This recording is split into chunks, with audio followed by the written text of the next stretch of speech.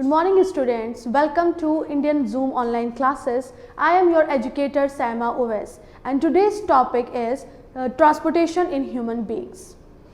So students, this function transportation in humans is a very vital process. Why? Because हम जो oxygen हमने अपने previous lectures में देखा कि हम ऑक्सीजन हमें ज़रूरत पड़ती है और हमारी इट इज़ ऑल्सो नीडेड कि हमारा जो carbon dioxide as a bio product release हुआ है उसको हम एक्सपेल्ड आउट करें, ठीक है। लेकिन ये सिस्टम कि ऑक्सीजन हर सेल तक पहुँचे, ये किसका काम है? तो ये काम है ब्लड का। ब्लड हमारे हर सेल हर टिश्यू तक ऑक्सीजन को लेकर जाता है और जो सेल्स ने कार्बन डाइऑक्साइड को प्रोड्यूस किया होता है उसको वो अपने साथ लेकर आता है। लेकिन ये जो ऑक्सीजन और डीऑक्सीजनेशन का जो प्रोसेस है ये दरअसल कैरी कौन करता है? तो हमने एक सिस्टम का नाम लेते हैं जिसका नाम है सर्कुलेटरी सिस्टम।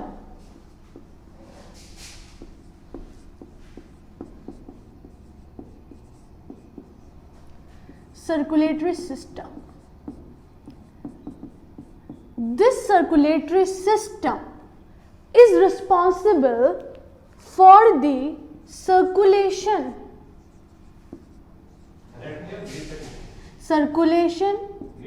of blood. क्या रिस्पॉन्सिबल है? सर्कुलेशन ऑफ ब्लड के लिए ये रिस्पॉन्सिबल है, क्योंकि यही सर्कुलेशन ऑफ ब्लड है जो हमारे हर सेल हर टिश्यू में पहुंचता है, ऑक्सीजन को कैरी करता है और कार्बन डाइऑक्साइड को रिलीज कर देता है, ठीक, रिमूव कर देता है। ना सिर्फ कार्बन डाइऑक्साइड को बल्कि हमारा जो हमने डाइजेशन के अंदर देखा कि हमारा फूड पार्टिकल्स जो हमने as a complex substances intake किए थे उनको हम सिंपलर सब्सटेंसेस में ब्रेक डाउन करते हैं और ये सिंपलर सब्सटेंसेस हमारे एब्जॉर्ब होते हैं। लेकिन यहाँ बड़ा एक सवाल बनता है कि ये सारा काम एब्जॉर्प्शन, डाइजेशन, ये सारा चीज़ें हो तो हमारी डाइजेस्टिव सिस्टम के अंदर रही हैं। So how it is possible कि ये खाना, ये ग्लूकोज जो हमारी बनी थी, सिंपल वर्ड्स में अगर कहें तो ये हर सेल तक कैसे पहुँचती है? Because we know that energy is the need of each and every cell present in our body। और ये जो हमने अपना एनर्जी ड्राइव करनी है ग्लूकोज से, उसको भी हर सेल तक पहुंचना है। तो ये जो जॉब है ये हर जगह ट्रांसपोर्ट करने की हमारे फूड को, ये किसका काम है? सो स्टूडेंट्स, ये काम भी हमारा ब्लड करता है, ठीक है। ये काम भी हमारा ब्लड करता है क्योंकि ब्लड ही वो फ्लूइड है जो हर सेल को हर सेल हर टिश्यू तक पहुंचता है, ना सिर्फ ऑक्सीजन लेकर बल्कि फूड पार्टिकल्स को भी लेकर, जो किस फॉर्म में है? हमारे ग्लूकोज के फॉर्म में, और हर सेल को वो जाकर सप्लाई करता है। इसी तरह हमारे सेल्स ना सिर्फ कार्बन डाइऑक्साइड को रिलीज करते हैं या उसको एक्सपेल्ड आउट कराना चाहते हैं, बल्कि खाने के जो बाय प्रोडक्ट्स होते हैं, टॉक्सिक सब्सटेंसेस होते हैं, उनको भी ये रिमूव कर पाता है। तो ब्लड एक बहुत ही कह सकते हैं कि वाइटल फंक्शन परफॉर्म करता है, मगर इस ब्लड को जो कंट्रोल करता है, इस ब्लड को जो पूरी बॉडी में सर्कुलेट करवाता है, वो काम हमारा सर्कुलेटरी सिस्टम करता है। अब देखते हैं कि सर्कुलेटरी सिस्टम के एलिमेंट्स कौन कौन से हैं। So the circulatory system it consists of a very emotional and a very important organ of our body, that is heart, a pumping organ, your pumping organ, then your blood vessels, क्योंकि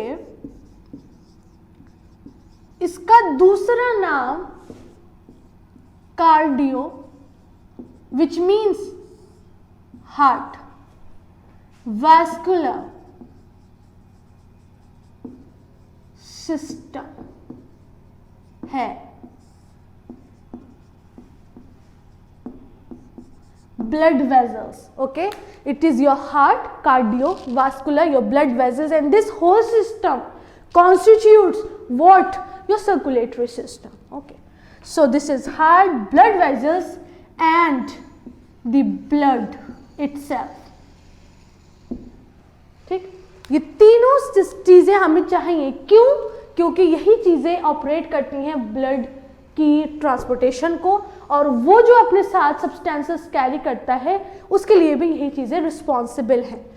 तो पहले हम चलते हैं कि heart क्या है. ठीक है, तो हार्ट का अगर साइज की बात करें, एक ऐसा ऑर्गन जो एक बहुत ही अहम फंक्शन परफॉर्म कर रहा है. कहते हैं कि heart starts to pump the moment a foetus has been formed. ठीक है ना, जैसे ही फॉर्म होता है तो सबसे पहला ऑर्गन आपका हार्ट बनता है. क्यों? क्योंकि उसने ब्लड पंप करना होता है to all the organs of the body. तो ये आपका सोचिए कब से काम कर रहा होता है, and it stops when a person dies. तो ये बहुत ही इंपॉर्टेंट, कंसिस्टेंट और आपका एक बहुत अहम ऑर्गन है. ठीक है, इसलिए इसको हम पंपिंग ऑर्गन भी कहते हैं. तो हार्ट का अगर हम साइज की बात करें तो ये एक जनरली आपके फिस्ट के साइज का है. यानी if you just close your palm और एक फिस्ट बनाएंगे, इट इज रफली the size of your fist. ठीक है, तो इसकी साइज की हमने बात करी. क्या है इसका size? Equals to your fist.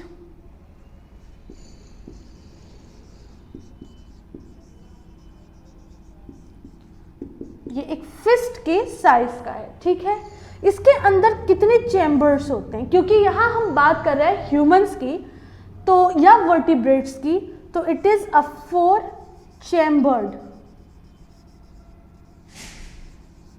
Organ. Chambers में कौन कौन आ जाता है?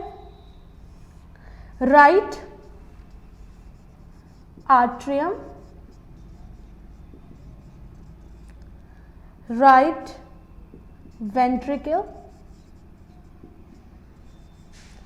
Plus left atrium. ये सारी चेम्बर्स हम अभी एक डायग्राम के थ्रू भी समझने की कोशिश करेंगे. And your left ventricle.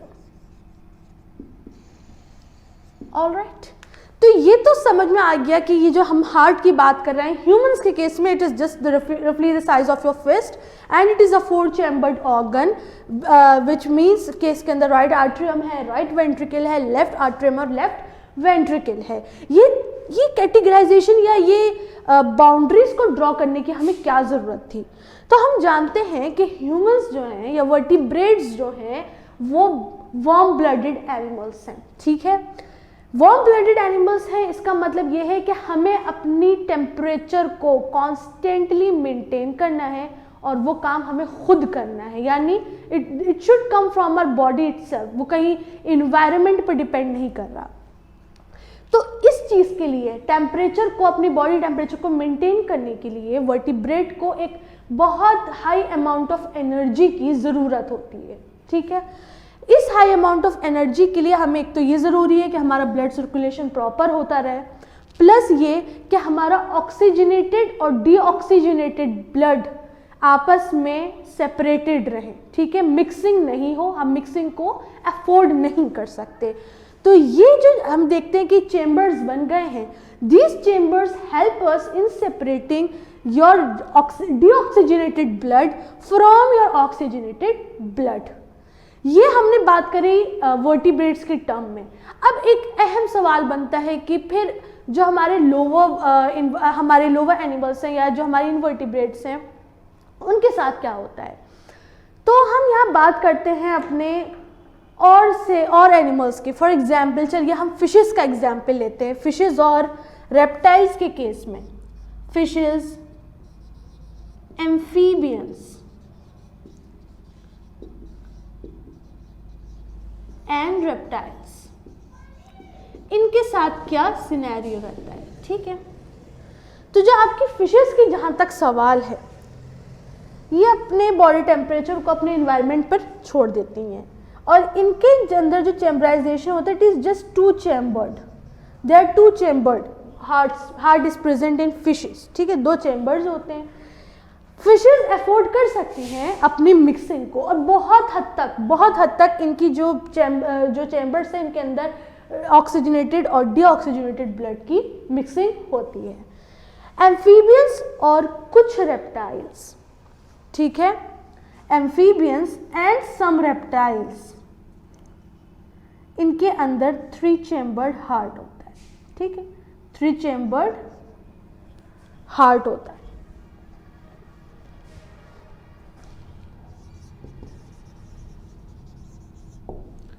Three chambered heart होता है। तो इनके अंदर भी मिक्सिंग होती है, उतनी नहीं होती जितनी कि फिशेस में होती है, मगर ये ट्रूली 4 चैम्बर्ड हार्ट नहीं रखते हैं, ठीक है। तो ये कहानी थी हार्ट की, simple. Now come to the blood vessels. तो ब्लड वेजल्स में 2 चीज़ें आ जाती हैं, इसको हम रब कर सकते हैं। और एक इम्पॉर्टेंट चीज़ मैं आपसे कहूँगी कि आप अपने साथ एक नोटबुक और एक पेन ज़रूर लेकर बैठा करें, so that you can jot down these points, okay.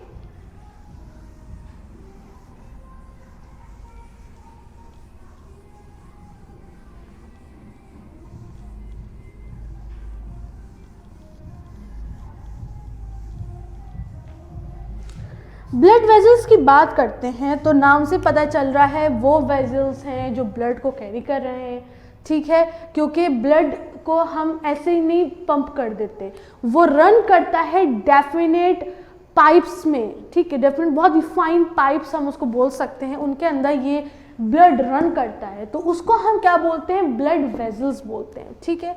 ये 2 टाइप के होते हैं, ये 2 टाइप के होते हैं। एक होती है veins,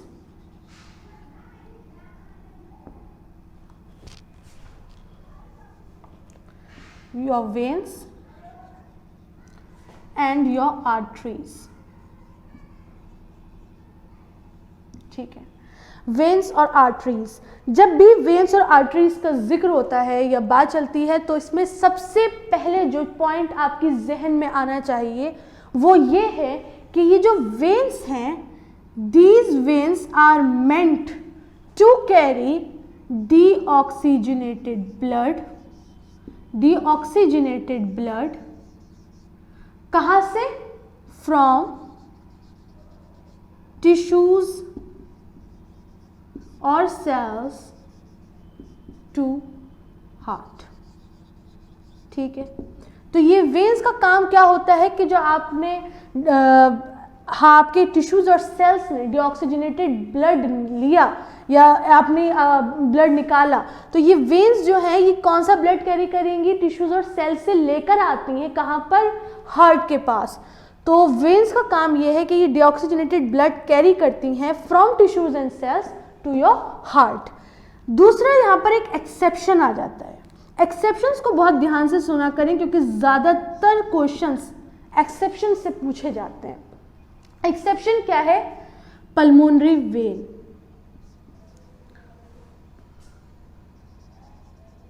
I am sorry, pulmonary vein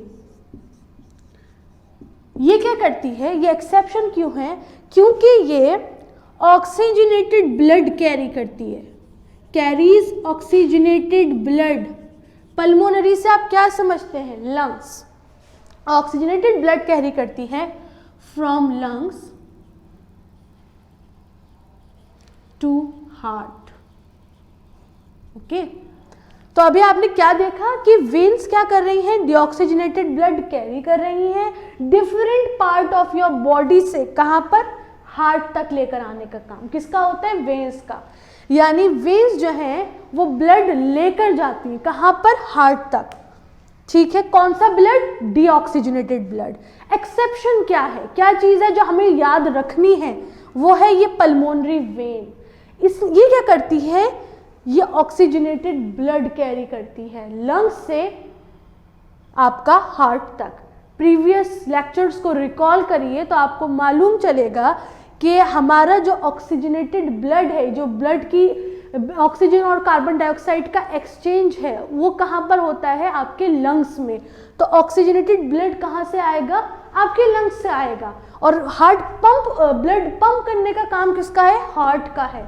तो ये पल्मोनरी वेन ऑक्सीजनेटेड ब्लड लेकर आती है हार्ट तक, ठीक है। This is an exception, otherwise when का नाम कहीं भी सुने हमेशा आपके जहन में आना चाहिए डीऑक्सीजनेटेड ब्लड। और डीऑक्सीजनेटेड ब्लड आपका कहाँ से मिल सकता है? आपकी टिश्यूज और आपके सेल्स से। एक और इम्पॉर्टेंट पॉइंट जो यहाँ पर आता है वो ये है कि जो वेन्स होती हैं ये थिन वॉल्ड होती हैं, thin walled vessels. Thin walled की क्यों यहाँ पर जरूरत पड़ी? क्योंकि देखिए आपके जो छोटे छोटे सेल्स हैं और टिश्यूज हैं वो ब्लड नॉर्मली अपना ब्लड दे देते हैं, डीऑक्सीजनेटेड ब्लड अपना निकाल देते हैं, ठीक है। तो ये जो वेजल्स हैं जो कि ये डीऑक्सीजनेटेड ब्लड कैरी कर रही हैं, इन पर किसी तरीके का कोई प्रेशर नहीं है, ब्लड इनके अंदर कोई प्रेशर नहीं पड़ रहा, कोई फोर्सफुली इनके अंदर ब्लड को नहीं डाल रहा, सिंपली ये मूव कर रही हैं और इनको सेल अपना अपना वेस्ट मटेरियल इनको दे रहा है, ठीक है। तो वो वेस्ट मटेरियल जो हार्ट तक आएगा वो किसी प्रेशर से नहीं आ रहा है, तो इनको ज़रूरत नहीं है कि ये बहुत थिक वॉल्ड नहीं या इनको रप्चर होने के चांसेस हैं। तो ये क्या कर रही है? थिन वॉल्ड वेजल्स है। आर्टरीज की अगर हम बात करें तो क्या होता है कि इनके साथ इंपॉर्टेंट पॉइंट क्या है कि ये ऑक्सीजनेटेड ब्लड कैरी करेंगी, ऑलवेज ऑक्सीजनेटेड ब्लड कैरी करती हैं from heart to other parts of body.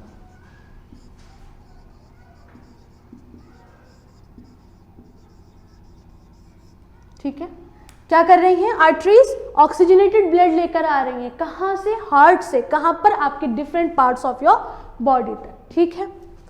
दूसरी चीज एक्सेप्शन, कि यहां क्या एक्सेप्शन? इनका एक्सेप्शन है पल्मोनरी आर्टरी।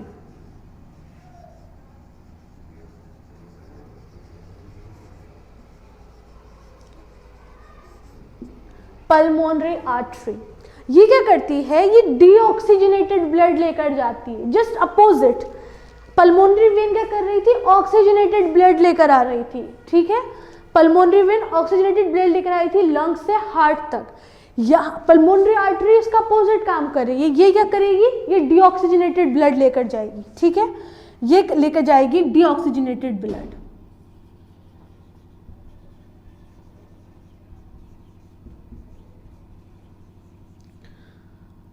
ठीक है, फ्रॉम हार्ट टू लंग्स। ये इसका एक्सेप्शन है। अब दूसरा पॉइंट आ जाता है कि हमने देखा कि ये थिन वॉल्ड वेजल्स थी, arteries on the other hand are thick walled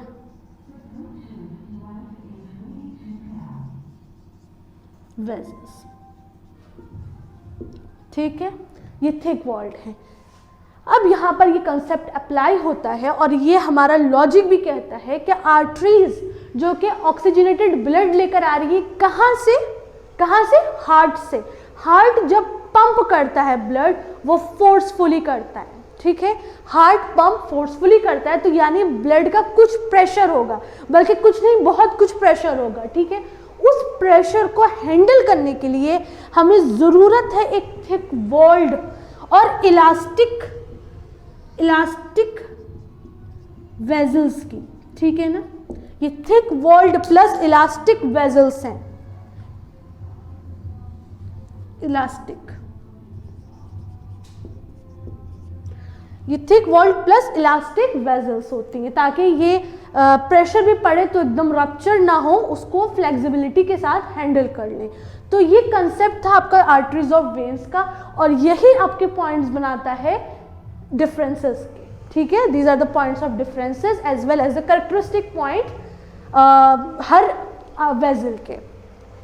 हम आते हैं अपने ब्लड पर, इसको रब कर देते हैं। अब आते हैं हम अपने नेक्स्ट इंपॉर्टेंट कंपोनेंट की तरफ जो है हमारा ब्लड, ठीक है। ब्लड के बारे में हम ये बात जानते हैं कि ये एक कनेक्टिव टिश्यू है, ठीक है, कनेक्टिव टिश्यू है जो कि बहुत सारे सब्सटेंसेस अपने साथ कैरी करता है, for example carries different oxygen, CO2, ठीक है, and other particles like amino acids, hormones etcetera, ठीक है। ये एक फ्लूइड मीडियम है, ठीक है, फ्लूइड कनेक्टिव टिश्यू है जो कि ये सारी चीज़ें कैरी कर सकता है, और यही वजह है कि हम अपने इम्पॉर्टेंट कंपोनेंट्स को अपनी बॉडी में ट्रांसपोर्ट करवा सकते हैं या सर्कुलेट करा सकते हैं। इसके अंदर जो इम्पॉर्टेंट चीज़ हम देखते हैं वो है इसका colour, the red colour. This red colour is due to the pigment haemoglobin, ठीक है, हीमोग्लोबिन जिसको हम इससे रेफर करते हैं, इसकी वजह से है। ये हीमोग्लोबिन बहुत ही मैजिकल मॉलिक्यूल है। क्यों? क्योंकि ये अपने अंदर ऑक्सीजन और कार्बन डाइऑक्साइड को डिसॉल्व करने की टेंडेंसी रखता है, और यही वजह है कि ऑक्सीजन इससे कनेक्ट होकर, इससे ज्वाइन होकर अपना हमारा डिफ्यूजन करवाती है। फ्रॉम लंग्स में ऑक्सीजनेटेड ब्लड भी आ जाता है, फिर ये ज्वाइन करती है ऑक्सीजन को अपने अंदर डिसॉल्व करवा के सर्कुलेट करवाती है ऑक्सीजनेटेड ब्लड, जो कि नीड है हमारे हर सेल और बॉडी की, ठीक है। देखते हैं अब ब्लड के कंपोनेंट्स क्या क्या होते हैं। तो ब्लड के 3 कंपोनेंट्स होते हैं mainly. The first word is plasma, another is your blood corpuscles,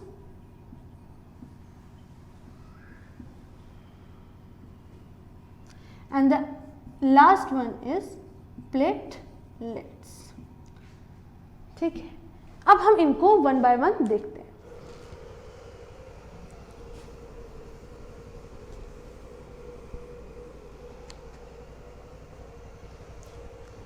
तो जो आपका प्लाज्मा है, इसको हम यहां लिख देते हैं, या प्लाज्मा, ये क्या चीज़ है? ये एक लिक्विड है, यानी जो ब्लड की हमारी हम देख सकते हैं कंसिस्टेंसी है वो थोड़ी लिक्विड होती है, तो वो इसकी वजह से होती है प्लाज्मा, क्योंकि इसका जो मेजर पार्ट है वो क्या है? वाटर है। मेजर पार्ट इसका क्या है? मेजर पार्ट इज वाटर, ठीक। यही वजह है कि इस मेजर पार्ट के वाटरी होने की वजह से इसके अंदर हमारे ब्लड सेल्स सस्पेंडेड रहते हैं। और इसकी कैरेक्टरिस्टिक्स में आप क्या लिख सकते हैं कि ये एक पेल कलर्ड लिक्विड है, it is not red, okay, it is a pale coloured liquid. तो ये इतना इसके बारे में सफिशिएंट है कि हमारा प्लाज्मा एक मेजर पार्ट है, मेजर पार्ट इसका वाटर है, पेल कलर्ड लिक्विड होता है ये, ठीक है। इसी के अंदर हमारी तमाम चीज़ें सस्पेंडेड होती हैं। दूसरी चीज़ है इसकी ब्लड कॉर्पस्कल्स, ब्लड सेल्स और कॉर्पस्कल्स। ये यहाँ पर 2 तरीके के सेल्स हम देखते हैं। एक है आपका रेड ब्लड कॉर्पस्कल्स, RBCs, और दूसरा है आपका वाइट ब्लड कॉर्पस्कल्स, जिनको हम WBCs भी कहते हैं, ठीक है। तो ये red blood corpuscles and white blood corpuscles. तो हम देखा कि यहाँ पर ये हीमोग्लोबिन से सप्लाइड होते हैं। रेड ब्लड जो है आपके, इनके अंदर न्यूक्लियस नहीं होता, ठीक है। तो ये इनके अंदर क्या आपने कैरेक्टरिस्टिक देखी? दे आर इन्यूक्लिएटेड,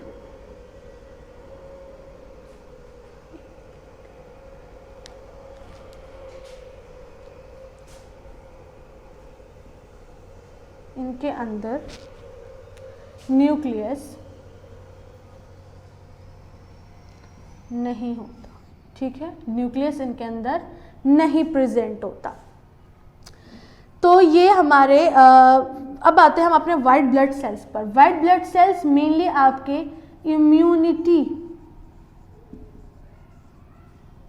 इम्यूनिटी या इम्यून सिस्टम के मेजर प्लेयर्स हैं, ठीक है। WBCs आपके इम्यूनिटी के मेजर प्लेयर्स हैं। हायर क्लासेस में हम देखेंगे कि इनके अदर कंपोनेंट्स भी होते हैं, but for now it is enough. आते हैं प्लेटलेट्स की तरफ।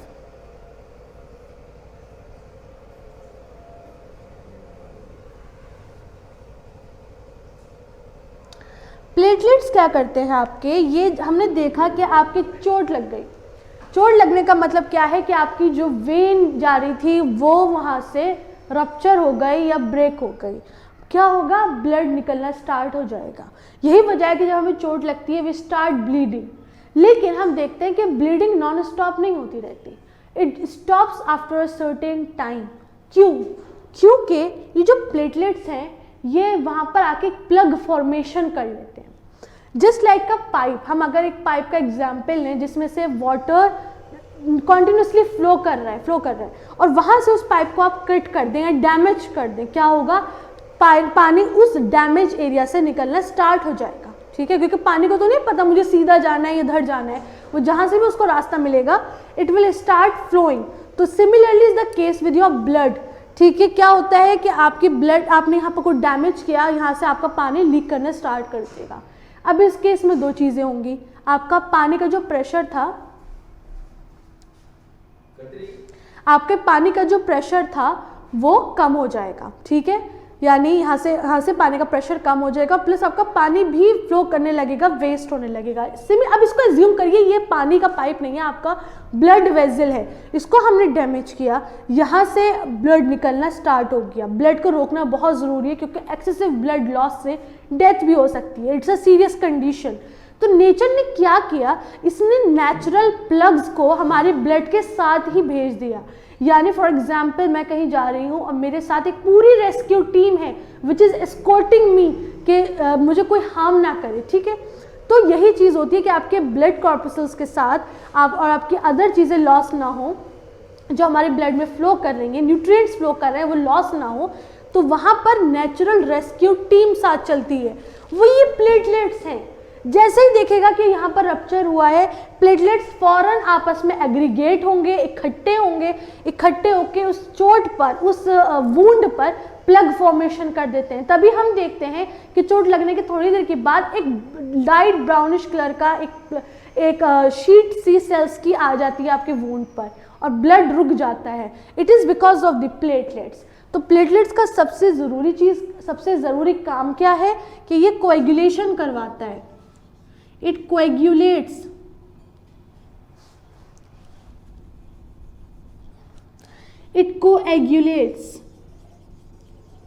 blood during injury।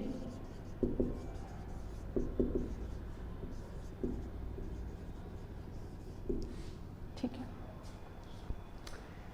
तो ये इसका एक इम्पॉर्टेंट चीज़ थी। अब यहीं पर एक हम और नया टॉपिक को इंट्रोड्यूस करते हैं जो है लिम्फ।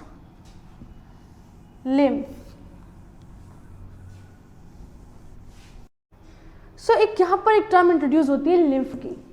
तो हमने यहाँ तक सुन लिया कि ब्लड वेजल्स ब्लड को कैरी कर रहे हैं, ठीक है।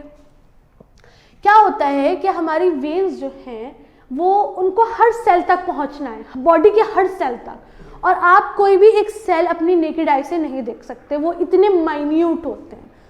तो ब्लड वेजल्स कैसे उन तक पहुंच जाती है? बहुत इंटरेस्टिंग सा एक चीज़ है कि ब्लड वेजल्स क्या करती हैं, छोटी छोटी कैपिलरीज में, ठीक है, बहुत माइन्यूट ट्यूब्स में डिवाइड हो जाती है, एक नेटवर्किंग बना लेती हैं। वो कुछ इस तरह की होती है,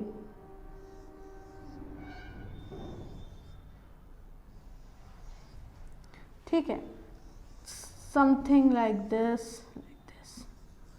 तो ये क्या होते हैं, ये आपके वेन्यूल्स में डिवाइड हो गए, यानी हर सेल तक, इंडिविजुअली हर सेल तक ये आपकी वेव्स जाती हैं ताकि उन सेल से उनका वेस्ट मटेरियल को ले सकें और उनको ऑक्सीजन की जो रिक्वायरमेंट है वो उनकी फुलफिल हो सके। तो क्या होता है कि जब हर वेजल जो है वो इस तरीके से बढ़ जाती है आपस में, और छोटी छोटी इंडिविजुअल सेल्स के साथ जाकर अटैच कर लेती है खुद को, और वहाँ से उनको ऑक्सीजनेटेड ब्लड देती है और उनसे ब्लड लेती है। ठीक है, तो क्या होता है कि यहाँ पर जो ब्लड फ्लो कर रहा है, क्योंकि ब्लड तो कॉन्टिन्यूसली फ्लो कर रहा है, तो जो ब्लड यहाँ पर फ्लो कर रहा है वो क्या करता है इंडिविजुअल सेल्स में, यानी मैं यहाँ पर अगर बनाऊँ, ये एक सेल है, ये दूसरा सेल है, ये तीसरा सेल है, ठीक, ये सेल्स हैं।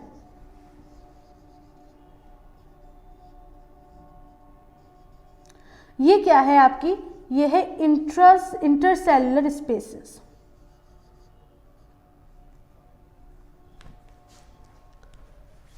इसको इधर बनाते हैं।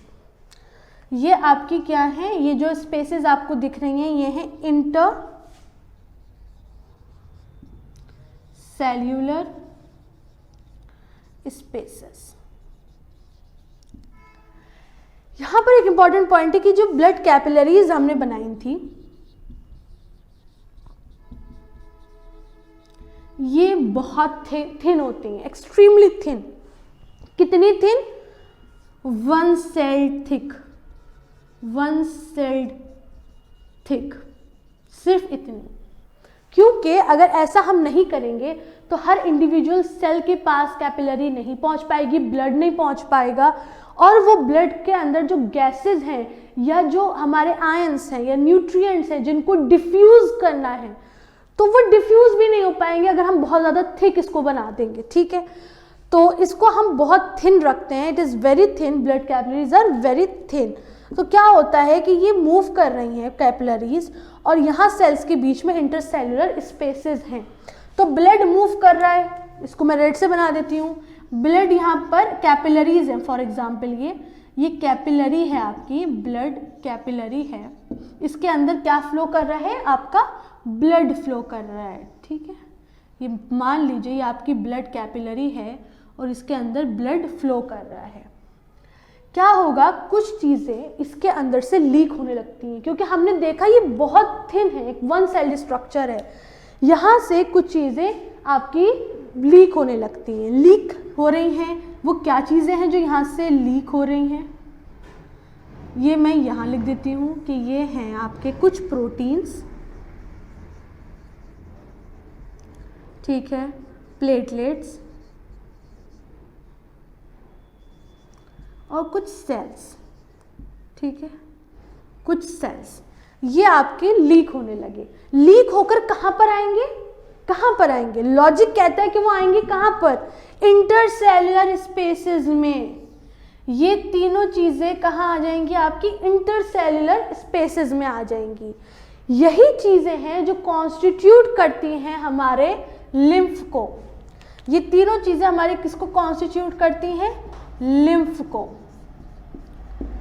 ये लिम्फ ड्रेन हो जाता है, किस में डल जाता है जाकर, लिम्फ कैपिलरीज में। ठीक है, लिम्फ की भी अपनी कैपिलरीज होती हैं, ये जाता है किधर, लिम्फेटिक कैपिलरीज में, लिम्फेटिक कैपिलरीज में ये जाकर ड्रेन हो जाता है। और फिर ये लिम्फेटिक कैपिलरीज आगे जाकर जब वेन्स के साथ, यानी जो एक कंपैरेटिवली बड़ा ब्लड वेसल है उसके साथ जाकर ये ज्वाइन हो जाती हैं, और उसको ये इनकी तमाम जो चीज़ें लीक हो गई थी उसको वापस कर देती हैं। एक और चीज़ कि यहाँ पर फ्लूइड, हम बार बार कह रहे हैं कि लिम्फ भी एक फ्लूइड है, तो यहाँ पर अगर हम इसको ड्रेन ना करें, इसको सेल्स को ऐसे ही छोड़ दें इन तीनों चीज़ों के साथ, इसमें फ्लूइड भी है, तो क्या होगा, यहाँ पर बहुत ज़्यादा फ्लूइड इकट्ठा होने लगेगा, एग्रीगेशन हो जाएगा, बहुत ज़्यादा फ्लूइड यहाँ पर जमा हो जाएगा, जिसकी वजह से काफ़ी प्रॉब्लम्स आ सकती हैं। तो हमें ज़रूरी है हमारी बॉडी को ये भी ध्यान रखना कि इन इंटरसेलुलर स्पेसेस में से फ्लूइड को, एक्सेसिव फ्लूइड को हम निकाल दें। तो वो निकालने का काम कैसे होता है, ये जो लिम्फ हमारा बना है ये लिम्फेटिक कैपिलरीज में जाके खुद को ड्रेन कर देता है, फ्लो करता है, और ये लिम्फेटिक कैपिलरीज आगे जाकर आपकी ब्लड कैपिलरी, आपकी ब्लड वेन्स के साथ कनेक्ट हो जाती हैं, और उसको ये तमाम चीज़ें जो लीक हो गई थी वो रिटर्न कर देती हैं। अब है कि what is the difference between blood and lymph, क्या लिम्फ भी रेड कलर होता है, तो जवाब है नहीं। Lymph is a colourless liquid, lymph is a colourless liquid. ठीक है, ये किसके साथ सिमिलर होता है? इट शोज सम सिमिलैरिटी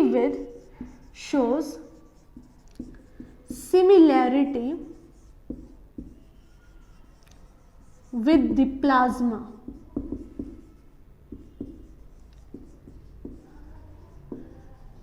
ठीक है, ये कलरलेस लिक्विड है, किसके साथ सिमिलैरिटी शो करता है? प्लाज्मा के साथ। तो क्या हम इसको प्लाज्मा कह सकते हैं? नहीं। क्यों? क्योंकि इसके अंदर जो प्रोटीन्स हैं वो बहुत कम होते हैं एज कंपेयर टू प्लाज्मा, और इनके अंदर blood cells, red blood cells नहीं होते। ठीक है, लिम्फ जो है इसके अंदर हमारे वाइट ब्लड सेल्स होते हैं। तो ये हमारा एक पूरा सिस्टम हमने समझा दिया।